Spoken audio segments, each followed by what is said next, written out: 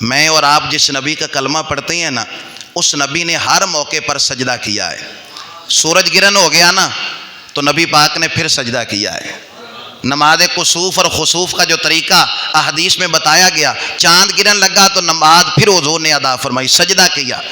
اسی طرح بارش نہیں ہو رہی تو نماز استسقاء ہوتی ہے، وہ نماز نبی کریم علیہ السلام نے ادا کی۔ آندھی آ گئی، طوفان آ گیا، نبی کریم علیہ السلام نے نماز ادا کی۔ بھائی سجدوں کے ذریعے کریم محبوب نے بتا دیا امت کو کہ اگر پریشانی آئے، مصیبت آئے، کوئی تکلیف آئے تو سجدوں کے ذریعے اللہ کی مدد حاصل کرنی ہے۔ اور یہ حضور کا عمل ہے، اور پھر قرآن کی آیت بھی ہے، یا ایھا الذین آمنوا استعینوا بالصبر والصلاۃ، اے ایمان والو صبر سے اور نماز سے اللہ کی مدد حاصل کرو۔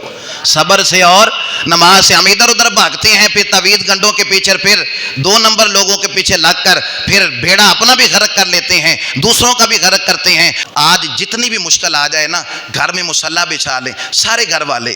یار گھر میں تو آپ ظاہر بے تکلف ہوتے ہیں سارے گھر والے، مصلی بچھائیں، اللہ کی بارگاہ میں 2 رکعت صلاۃ الحاجت پڑھیں، تسبیح ہاتھ میں پکڑ لیں، لا الہ الا انت سبحانک انی کنت من الظالمین کی چند تسبیحاں پڑھیں، پھر اللہ کی بارگاہ میں گڑ گڑا کے رو کے آپ یہ والا ہتھیار استعمال کریں، پھر دیکھیں اللہ کی مدد کیسے آتی ہے۔